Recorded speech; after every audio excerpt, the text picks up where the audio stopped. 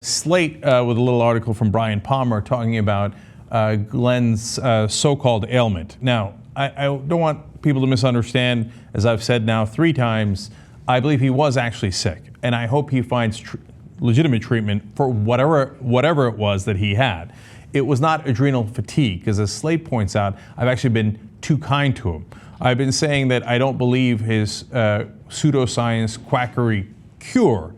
It turns out the disease itself doesn't exist. So he's been misdiagnosed. It's not that there's nothing wrong with him. I'm sure there is. It's just that they don't know what it is, and he still hasn't figured it out. Because he's calling it adrenal fatigue. It turns out the guy who gave him that diagnosis is a doctor we told you about before, the guy who does the pseudoscience. But when you find out the details, it's even worse.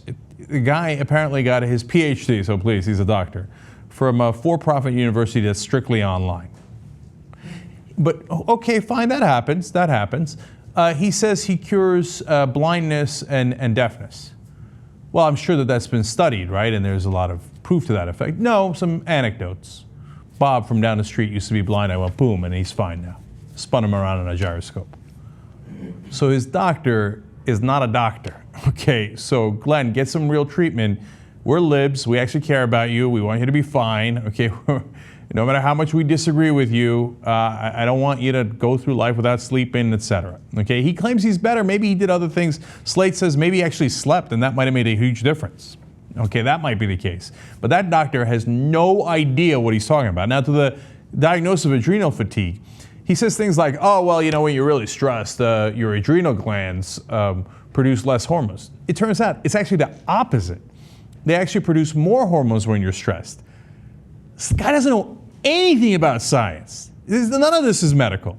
And now, let's turn around, let's be fair. I said he just spun around on a gyroscope and prayed. It turns out he did a little bit more than that. They also gave him electric stimulation. I don't know what that is. I don't want to know what that is, but that also is not a real cure. So whatever Glenn Beck's going through, I feel bad for him, but they have not accurately diagnosed what the problem is, and his doctor is a legitimate full-blown quack. So most importantly, if any of you are out there and have similar symptoms to Glenn Beck, do not listen to what he says is his condition. That's not what the case is. Go to a real doctor. Look, once you're in crazy land, and I've been saying this about Beck, unrelated to his ailments, right?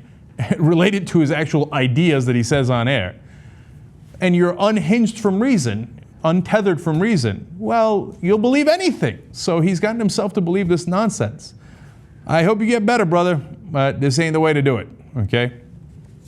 I don't think that anybody's going to really believe that I think he should get better, but I actually do believe it, right? I don't want him to go through all that stuff. It sounds terrible. He claims his doctor says he hasn't had any REM sleep in a decade. That can't be true, but even so, even if it's 10% true, that sounds horrible. Dude, go to a real doctor.